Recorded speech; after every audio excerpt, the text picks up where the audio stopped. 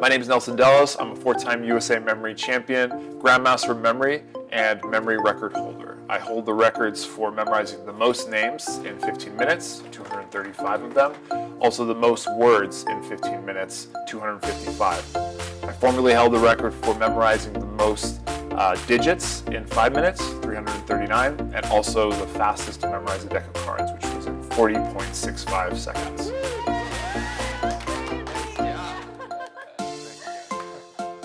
Hi, I'm Dr. Bob Schafer from Lumosity, and you're probably not surprised to hear that at Lumosity we are passionate about the brain and brain health and really any amazing intellectual and mental feat. And so I am especially excited to be talking today with Nelson Dellis, four-time memory champion, among many other things. So welcome, Nelson. Thank you. Thank you for having me. I've been very excited to talk to you, and I think probably the first thing that I want to know is something that you get asked all the time, I bet, which is, are you just a savant? Were you born, exceptionally good at everything? And when did you know that you were kind of cut out to be a memory champion? Yeah, that's a very fair question, very common question. I wish I just had this naturally. It would have been a lot easier, especially growing up.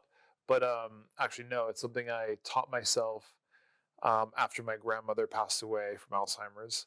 And I had memory on my mind and I didn't want to end up like her. So, I willed it upon myself. I figured out the techniques and I worked really hard at them. Yeah. And I mean, so clearly that's a strong motivation to get interested in memory. So if that was in your mid-20s, had you been good at memory before then? Was this the first time that you really thought about it much? It was the first time I really thought about it much. When people ask me how my memory was growing up, I'd say average. I was an interested student, like I always found something and would go like all in. Maybe I had that more than somebody else, but I really don't think I had any, inkling that memory was in the cards for me. And that's often my message to everybody, because I've seen this time and time again with other competitors who have a similar story, maybe not through the Alzheimer's and losing someone, but some were struggling in school or were dyslexic, or one former competitor was going through chemo and was in the hospital and decided to make the best of it and train his mind. And we've all been able to do that coming from backgrounds that weren't especially special in remembering. Yeah, and well, tell me more about that. So I mentioned that you're a memory competitor and a champion. I think to many people who would be listening to us or watching, that's a brand new world that they didn't even know about. So I guess first of all, tell me some of your memory competition credentials. Sure. Okay. So I've won the U.S. Championship, the USA Memory Championship 4 times. I've been in the finals. I counted this the other day, 8 times. And I've come very close to winning more. I wish I had more, because the most winningest is 4. I tied with another guy. So if I had won 5, it would have been very satisfying. Still have time. Yeah, maybe. But so I've won that. I've got the title of Grandmaster of Memory, which is kind of this title that you can earn through competing and achieving certain standards in different disciplines. Okay. Is that kind of like in chess, there are grandmasters?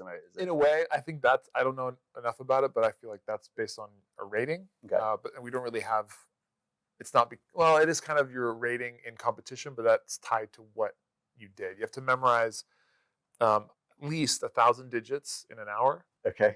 10 packs of cards in an hour, and a deck of cards, one single deck, in less than 2 minutes. Okay. Which actually nowadays, that's a pretty easy. If you look at the competition, a lot of people can do that now. Okay, but you see why I think the question is common. Like, were you born unusually smart and kind of sharp at memory? But you're saying that even someone who wasn't, and that's kind of the way that you describe the memory competition, society, that most people are actually normal. All these people they have the same similar story. I had a bad or average memory, and I learned techniques, and now I can memorize hundreds of things with ease. Okay, before we go into the techniques, tell me a little bit about the memory competition itself. So what's that experience like? What happens? So the U.S. Championship, it's a day-long event where a bunch of us get together and we have to memorize things that are timed, and there's a certain amount, so you have to try to remember as much as you can accurately in that time. And we memorize cards, names of faces, numbers, poetry, and then the winners or the top performers in the morning through those events will compete in kind of a playoff elimination round or sequence of rounds in the afternoon, whittling it down to a few competitors and then ultimately the champion. And then there's international competitions like the Worlds, where it's almost like a decathlon of memory, and there's 10 disciplines. And there's not so much that playoff feel, but you're just there for 10 different disciplines, trying to get your best score, and the overall best scores across, or the best score will be the Yeah. And those particular, did you say tasks or challenges or events? How do you refer to them? Disciplines. So some of those seem like they very naturally capture memory challenges in the real world. So Yeah. the faces or names, Yeah. poetry if you want to impress somebody. Okay, Sure. let's say memorizing digits. I need to know phone numbers and whatever else. Some of them seem more arcane, or these are things that you wouldn't necessarily use in the real Correct. world. So how do you? I guess one question is, how do they come up with these? Where did that come question. from? And I think back in the day when they first started, there was a bunch of men in a room deciding there'd be a championship and this is what you had to memorize. And I think that the trouble was you want to make it for the world. So unfortunately, language becomes an issue because if we're going to do words, for example, or something based on language, which could be poetry, names, it's unfair, right? If it's all in English, a German person or a Chinese person is going to have a bit of a roadblock to getting to that. So they try to come up with some events that were more general, and tends to be like symbolic kinds of things, like cards, the numbers. There's binary numbers. They even came up with an event that was like abstract images that you remember the order for. And yeah, I don't know. It's not like the definitive thing, but that's just what they chose, and it stuck. They've made tweaks over the years, but that's kind of what it's been. And you find that for some of these events, like let's say the binary digits. So there aren't too many times in my life when I need to remember a whole bunch of ones and zeros, but I can imagine that my ability to do that, maybe I would find other places where that would be useful, or maybe I wouldn't. How do you think about these tasks? Do you think about them as things that you then translate to other challenges in life, or are they really just in and of themselves? So yeah, like binary, you can't really think of any practical use for that in the real world. And then same with the cards or something. A lot of those events are the same, but the way I like to think of it is, when you go to the gym, it's not like you're doing all these different exercises, isolated movements for specific muscles. It's not like in the real world you're going to sit there and pick up a dumbbell and like do this movement exactly. But we do it anyways, and the idea is that you're going to round yourself out, so that your whole body is strong, and that when it comes to real life things, whether somebody pushes you and you got to recover, or you trip and got to stabilize, or you're playing a sport, you have all these muscles working in tandem, and you have the tools that you've practiced individually just coming together. So it's the same with memory. At the very basis of all these disciplines, we're using the same technique, which we'll talk about in a second. But each one employs a different kind of strategy, and having a kind of toolbox of those different strategies is really helpful for real live memory improv, if you will. The things that come at you that you have to memorize, you're like, oh, maybe I can pull something I practice with the binary encoding, or with cards, this is kind of similar because they're weird images and there's the same amount, like you can kind of play with what you've practiced to make it applicable to real world. Interesting. And so I'd imagine some of the other top competitors pretty well. You at least know of them. Yeah, it's a pretty small circle. Do some people have their events or their specific niche that they're just exceptionally good at, and maybe not in other ones? How does that work out? Do you have like when I started, I loved doing cards and numbers. That was like my thing. Okay. And then I don't know how this happened, but over the years, it's kind of transitioned that I've become really good at names and words. Okay. Um, I think because a lot of people who start memory are fascinated by the cards and numbers, and it's an easier one to develop a system for because it's fixed in a sense. There's only so many cards, there's only so many numbers. Mix them up, and that's your possibilities. With names and words, it's infinite, right? Yeah. You can write a name a million different ways. Like they could be names from different countries, made up words that are names. It doesn't, it doesn't end. So it's more of an improvised thing. And once I started to realize that other people were getting way better than me at cards and numbers, I think I was like, okay, maybe I can try to gain an advantage by going through something that most people who start aren't very good at, and that's the stuff that doesn't have quite a systematic structure. And I think I saw you set the U.S. record in a number of things, including names. So the names I lost last year, but I gained it back just a few months ago. Thankfully, that was really nice. And there's people who are like specialists in memorizing cards because that's all they do, or they came up with some very creative way or clever system, and they've mastered it. And you probably also get asked all the time, are people like that really good in Las Vegas? Do they?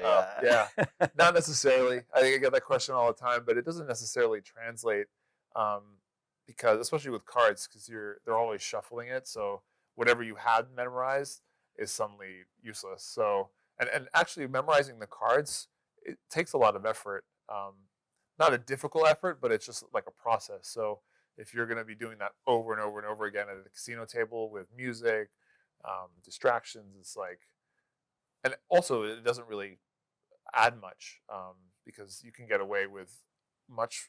It's a lot easier to just count the cards if that's what you want to do, and that doesn't involve memorizing. So why memorize? Good point.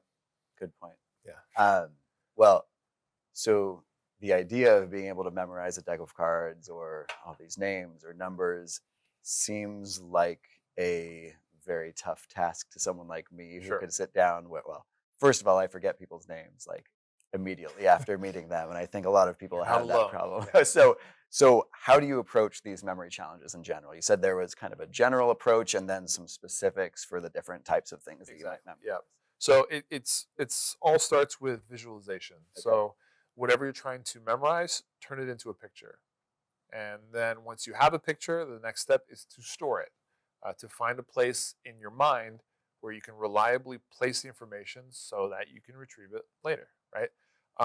A good example I always tell my audiences is think of a computer, right? How is it laid out when you save things, right? Well, it has a little box that pops up and says, what do you want to call the file? Okay. Where you want to put it, you choose a directory, and that's that. You press save. Why do we do that? So that we know where it is, what it's called, so we can find it, right? The problem with how we go about memorizing things is we don't have a kind of an active process of doing that for our brain. That even seems kind of weird to think that you could name and label memory, right? Where would it go inside this smushy thing in our head, right? But actually, the techniques that we use are for thousands of years ago, and they are a really clever way of doing that. And so if you combine those two things, you come up with a picture, store it. That is a reliable way of remembering almost anything. And so how do you apply that to one of these tasks or one of these challenges in particular? So this is what happens. You have let's say there's a new event that comes out. What I would do first is say, okay, what's the best way or most efficient way to encode the information into a picture? Mm-hmm. So you think of like a word. Let's start with something very simple. That's probably going to be the easiest because a word inherently has a meaning, right? At least if it's a simple noun that you speak the language of. So you would just think of the thing. That's the encoding process, as simple as that. So if you memorized a word elephant, I would picture an elephant, right? And so that's maybe not enough. When I say picture or visualize, I mean add really a lot of context and color and all of your senses, use them, add some action and emotion. All those things together really make the visual image that I'm suggesting. Just seeing it isn't always going to be sticky enough. Right. And then once you have that figured out, you can use a variety of ways to store it in your mind. One of the most frequently used in competition is called the memory palace. And that is where you take a physical place that you know, like your house, this room, your office, whatever you know very well, and you imagine placing those images for the things you're memorizing along a path through there. The path is what preserves the order, and the location is what preserves kind of your where you search for it when you Right. need it. So if I'm memorizing elephant, that's the first word on my gigantic list of, I don't know, animals I want to see on a safari. Then I would go to my memory palace, maybe my house that I live in right now, and I go to the front door, somewhere that makes sense. So I would start at the front door, right? And there's my elephant barging through the door, right? And then maybe your second word is a cheetah, right? So in my memory palace, I walked through the door, that was the elephant, and there in the entryway is a cheetah with her cubs, right? Maybe they're munching on a dead carcass, right? And you would do this process for the whole list, whether it's 10 things, 100 things, 1,000 things. Right. The only limit is how much room you have in your memory palace, but you can always create a new memory palace. I have hundreds of memory palaces to store all the information that I train for. And then when it comes down, so that's the basic process. And then what becomes difficult over time is what are the strategies, the best strategies to encode? Words are easy. Let's take numbers, for example. Mm-hmm. Okay, you could go one digit at a time. Each digit could represent some image. You'd have to learn that. But maybe you could do better. Maybe every 2 digits you have a fixed image for, or 3, right? Or even 4. And some So of now you're these, chunking them into so you it, chunk right? them, right? And then different competitors, revolutionize how we go about it, and everybody follows suit because it's a smarter way to group more image numbers or information into one image. Yeah. Yeah, and we talked a little bit about this earlier. I was telling you that I read a book called Moonwalking with Einstein a few years back, and this Great was book, kind of this was the first time that I really knew about memory competitions. And so the author, Joshua Foer, he describes the memory palace technique, and so I tried it out myself, and I really enjoyed it. And so my background, I'm a neuroscientist, and so I'm really interested in why that type of technique would be interesting and helpful. And so it sounds like it's combining a couple different things. So one of them is just the fact that our brains, so the human brain and animal brains in general, are over evolutionary time, we've become exceptionally good at spatial navigation and Right. orientation. And so this idea of actually translating something that might not have any spatial element, so these things, that this list of things that I want to remember, actually physically thinking about them along a path in a house. And so this idea that we can piggyback on something that our brains are already exceptionally Wired good for at it, yeah. and remember something that wouldn't necessarily fall in that framework normally. So that's one side of it, the spatial side. And then the other side, as you described, the visualization. So you want the elephant barging through the front door. You don't just want an elephant standing there. And so making it emotionally charged, making it exciting, making it out of the ordinary. And so the idea that you are better at remembering things that you actually have some attachment to.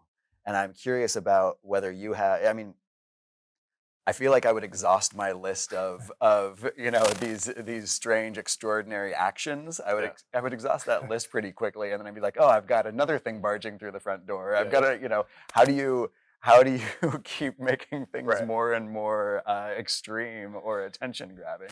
So with practice, you learn what sticks and what doesn't. Okay. And actually, something like barging through, that's a great, memorable image. And if that happens to be what you think of for consecutive images, that's fine.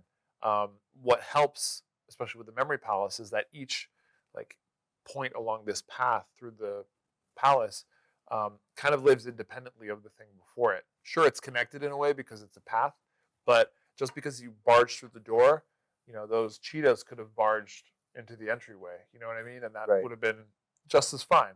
Um, there's no like rule that says you have to make them all different. Um, Maybe after a while, if they're all barging and then one isn't, you might get confused just because you were meta aware of that. Right. But in general, it's just how you treat each image, and just as long as you can visualize it in a way that's striking and memorable, it should stick. I like that. And actually for the spatial side, I'll tell you a quick story. This was memorable for me just because it was one of the things that got me really excited about neuroscience. So this was now more than 15 years ago. So it's been a little while. You can tell that it made an impression on me. Sure. This was actually I was going to grad school interview weekends, and so I was at MIT, and I walked into this lab where they were running rats through a maze, and they were recording the electrical activity of some neurons in the rat brain spiking as the rat went through the maze. And and what was fascinating. So are you familiar with the idea of place cells? So No. place cells. So it turns out that there are individual neurons in the hippocampus of the rat and in our own hippocampuses. And as the rat runs through a maze or through an enclosure that has landmarks, when the rat is in a different part of the enclosure, Yeah. there are neurons that will fire that are active specifically for where that rat is. And now it goes to a different place and it's a different set of neurons Okay. that fire, and goes to a different place and it's a different set of neurons. Oh, And wow. I still remember going into this tour in this lab, and I could watch this rat run around in the enclosure in the maze, and I It's could the actually listen. They activity. were playing through a speaker the electrical, activity, and I could actually watch place cells happen. I could watch the Wow. hippocampus encoding location. And so Yeah. when I read about the memory palace and when I've heard you talk about it, it just takes me back to that you can actually measure these things. I would Cool. I've love never heard to that measure before. that in your brain. Of Yeah. course, I can't say for sure that that's what's going on, but it makes sense that there's this spatial mapping, Yeah. and that we can actually use that. We can take advantage of that. Yep. And when we're trying to memorize something that has no spatial component, if we can add something spatial to it, it Yeah. actually helps us Yeah. out and helps us remember it. Fascinating. What's great about these memory palaces? You think like, oh, I don't go too many places. What I'm going to be limited to my memory palace, but that's not true. I mean, they don't even have to be real. Like I know some competitors that use movies as their Okay. memory palace. Oh, They happen interesting. to know a movie pretty well. Maybe not scene per scene, but roughly the movement of the movie from start to end, and each memorable scene along a path. You can treat that the same way. Right. Some people will use virtual places. We all play more people play video games these days with these ginormous worlds, and they know them better than their neighborhood. So you can use those too. And what's even cooler about memory palaces is, say you have a tiny apartment. You're like, oh, I can only put so many things in there. Well, you can shrink yourself in your mind, and then even like a couch, right? Each little corner could be a specific thing you store something on. It's almost limitless. There's Right. a German memory competitor named Boris Conrad who always, I don't know if he's done it, but he could do it. Is he always says that he could teach you how to memorize all the presidents on a bar of soap, right? And it's true, right? Because a bar of soap, you think, oh, that's the most boring thing in the world. But if you look closely enough, or even like a lemon, there's going to be scuffs and little, protrusions and whatever that Right. if you look closely enough, and you can use all those little kinks and special features as locations along a tour of that object. I like that. I like that. Well, okay, I like the lemon part especially.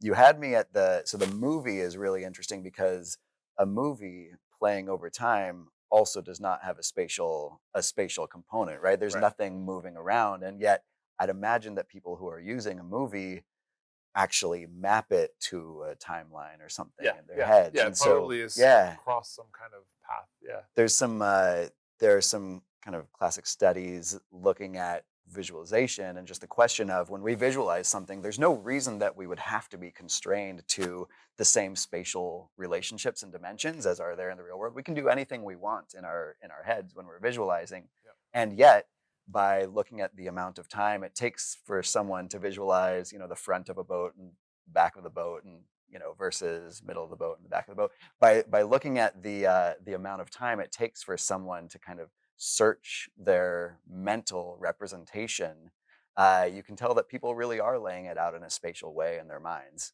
even though you wouldn't need to. And so I think it really plays on this point that we are kind of naturally good at and yeah. drawn to this spatial And that's representation why of it the world. works. And people always ask me after I explain all of this, and it is a bit of a mouthful. Um, and one of the other competitors always says this, and I like this because it's what memory techniques are. It's easier done than said, because people are like, why would you do all that? I'm just going to memorize it.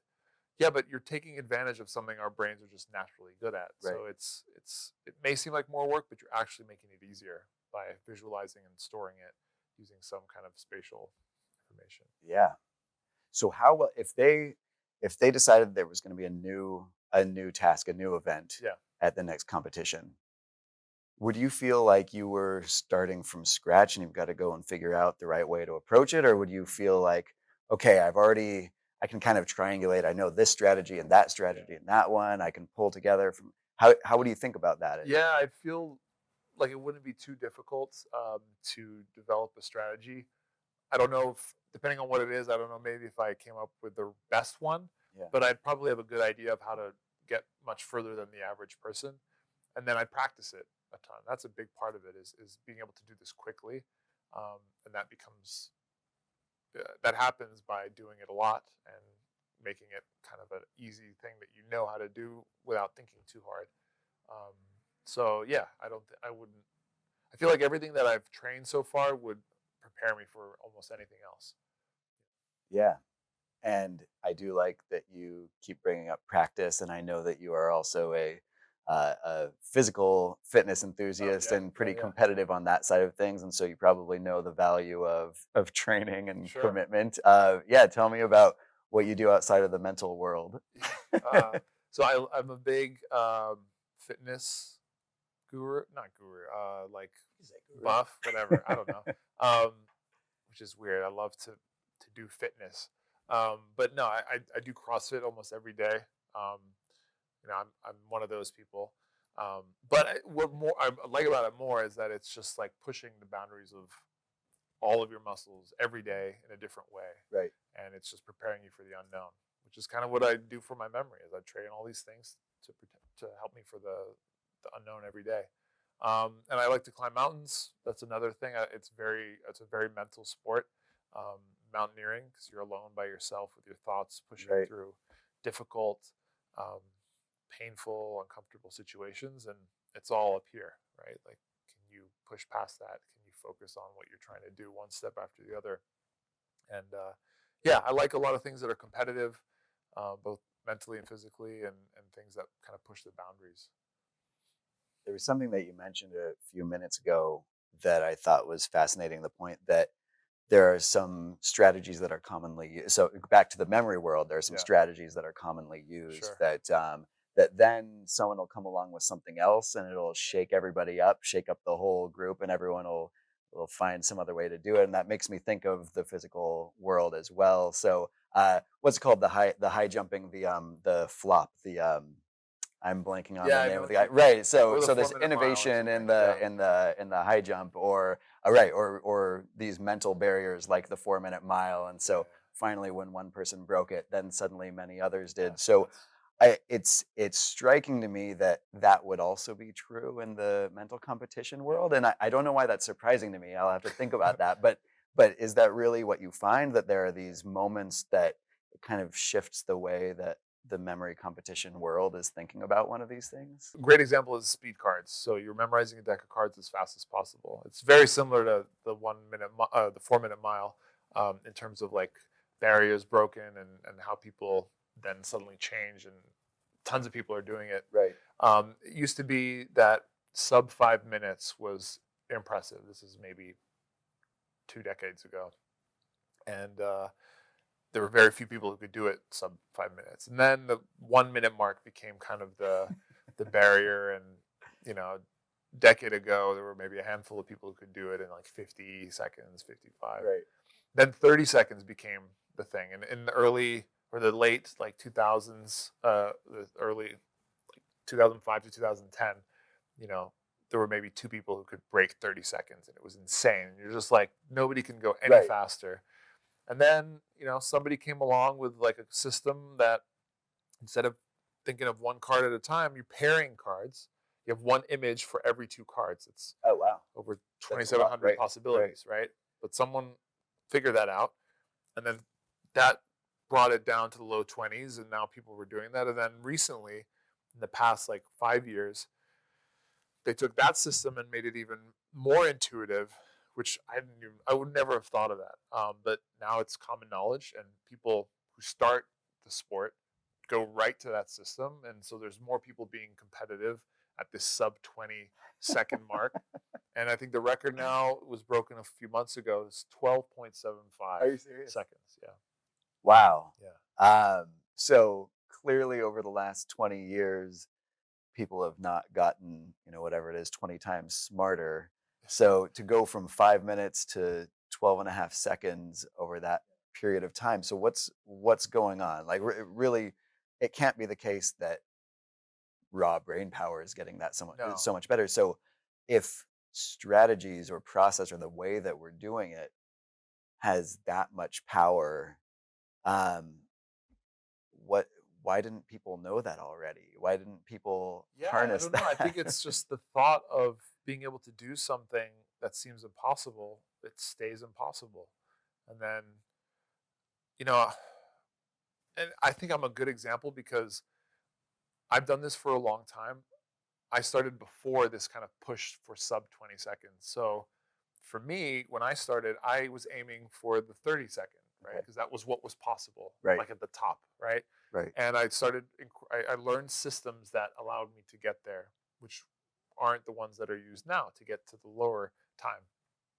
For me now to change it all to go to that, I'm not there. I can't do it. I've ingrained my system so hard that it would be so difficult it's not impossible, but it would be so difficult for me. My point is that more and more people are getting into the memory world because it's Right. becoming more mainstream, and they see the top score to go for, which is different than what it was for me when I Right. started, and they go straight for it. So you have people just starting out who train for a few months and are way better than me at like cards, and I've been training for 10 years, and I think that's all about the mindset, and it's saying something about me that I don't have the mindset to get there. But it's I've been through this whole career over the last 10 years, and it's a bigger hurdle for me than someone new who's like, this is amazing. I'm just going to learn the system and get to the top, Right. So yeah, nobody's getting smarter. It's just we're getting more efficient because other people have laid the grounds for what works best, and you don't waste time on kind of the older methods that weren't as sharp. And yeah, I mean, there has to be a limit somewhere, right? You can't memorize cards in negative seconds. Right. Probably can't do it faster than you flip through it, like this, right? If you just went, Computer aided, just or even have computer aided that right. just like flashes all 52 Right. cards. Maybe that is the future, right? 0.3 seconds because you just flash all 52 Right. cards. That would be insane, though. Wow. So yeah, but that is a great point. So something like, let's take the Olympics. So something like the 100-meter dash, Yeah. or let's say swimming at the Olympics. No one's going to get 20 times as fast over Yeah. the next 20 years. Yeah. But so I'm a big sports fan, and I know that when there are new sports, there's often a pretty rapid rate of improvement of And those as it records gets get popular and more people do it, Yep. that it starts to reach its upper limit. And so there's something here about the fact that maybe competitive memory is kind of a new area. Yeah, definitely has to play. But I want to go a little bit philosophical on you. You mentioned just a moment ago, you said nobody's getting smarter.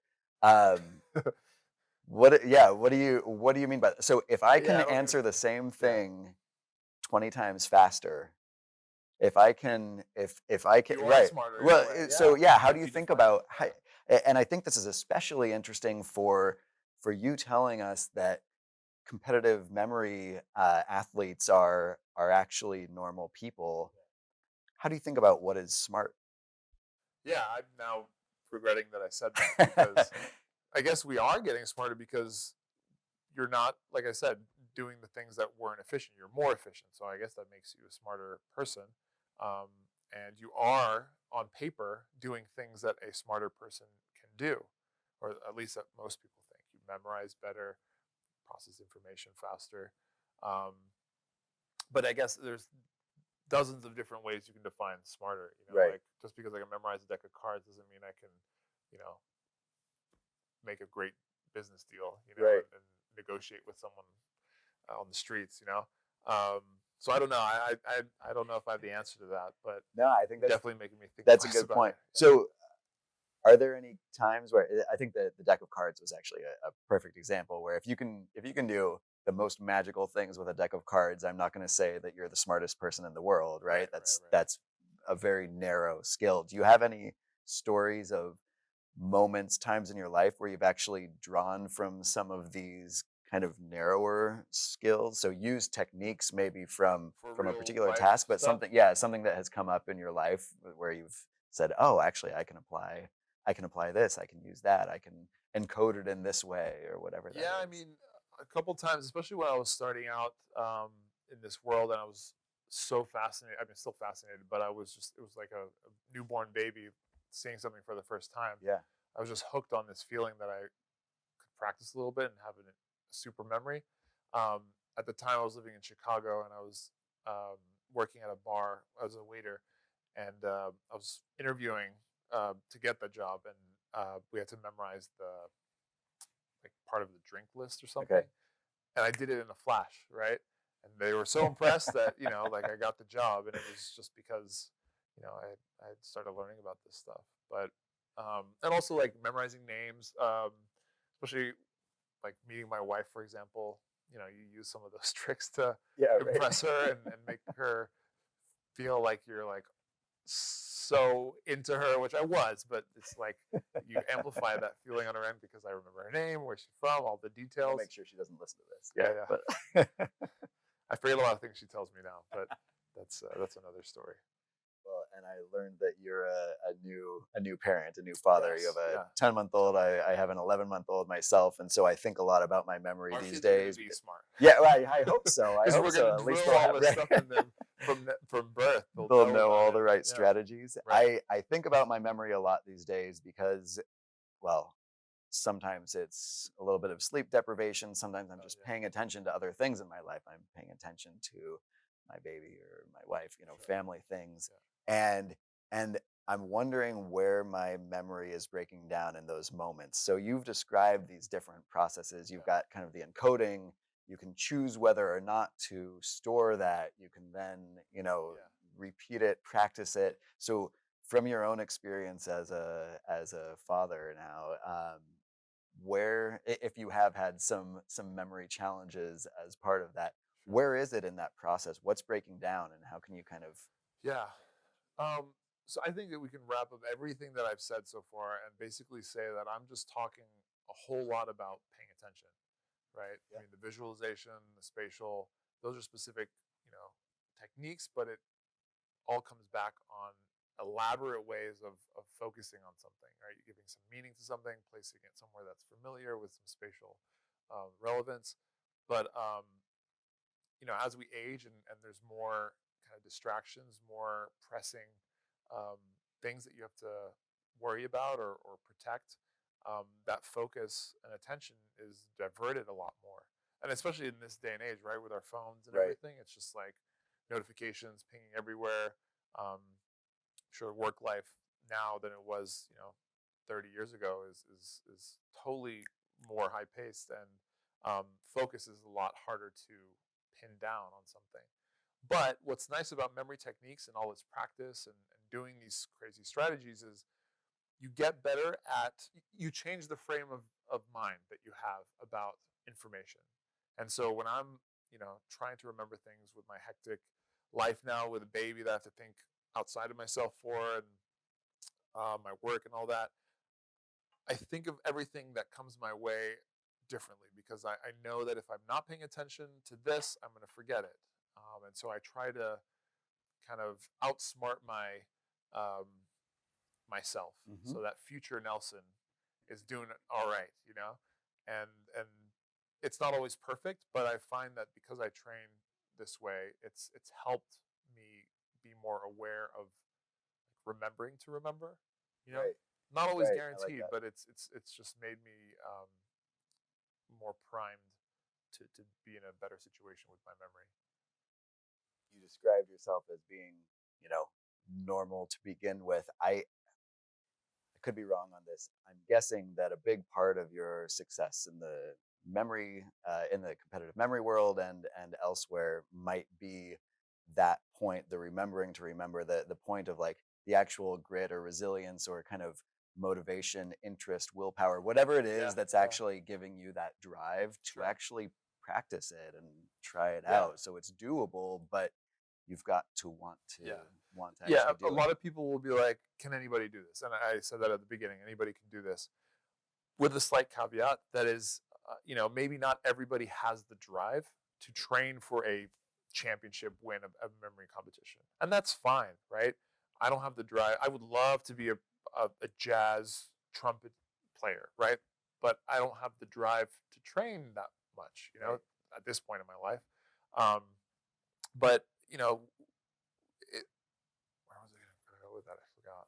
Yeah, well, your motivation happens to be in this world and not in another one. And so, someone this else, is what I was going to say. So when people want to improve their memory, what I highly suggest is that you maybe training for a memory competition in the way that I do. I train the events. That's my way of doing it. Is not the answer for you to stay motivated, right? I think you should always try to do some little memory activity every day to strengthen your mind, but find a way that is fun for you, that you're going to do every day, or that's interesting. Whether it's playing games like Lumosity or memorizing your favorite poetry, right? Which you would love to be able to recite and you enjoy reading bits of every day. That's the key, and you can be your own, memory champion of whatever it is. It doesn't have to be of a competition, but you can master your own memory if you just give it the right love. I like a motivating message. And I want to point out that I've watched a handful of your YouTube videos, and you've got a lot of content up there, a lot of really interesting videos walking through strategies and things. And tell us about your book. So it came out toward the end of last year, is that right? That's right. Last fall. It's called Remember It. Easy to remember. Remember It. And it's just a how-to book. You mentioned Moonwalking with Einstein. It's a great intro. It's like a narrative, though, of the history of the techniques. I was actually sitting with the author many years ago, and he said, you need to write a how-to book because I always have to recommend one, and I would love to recommend yours. So he finally recommends my book. He's got a blurb on the back of my book, which is awesome. But yeah, it's got very practical tips on how to deal with everyday things. I even delve into a bit of how to do the cards and numbers and things like that. And yeah. That's great. Well, yeah, it's a very good read, and your videos. I mean, thanks. Yeah. I love the way that you talk about strategies and the background behind some of these techniques. It just makes it feel so accessible and doable, which I think, as we discussed, is a big part of the battle. Yeah, totally. Yeah, everybody can get into this, and it's very addictive. You get into it, you see what you're capable of. Right. Even especially for people who were like, I have a bad memory. They realize, oh wait, I don't. It's just I haven't been trying or doing it the right way, and then you want to do more of it, and it just kind of feeds itself. That's great. Well, thank you so much for the conversation. I also want to mention that we're going to try to have some video of you showing off a few of your skills in particular. So we'll try to make that available. Great. And everyone can be impressed and go back to thinking that you are absolutely not human and forget everything that you just said. But I've loved the conversation, the way that you approach things, and kind of the motivation behind it. Thanks so much, Nelson. Yeah, thanks for listening.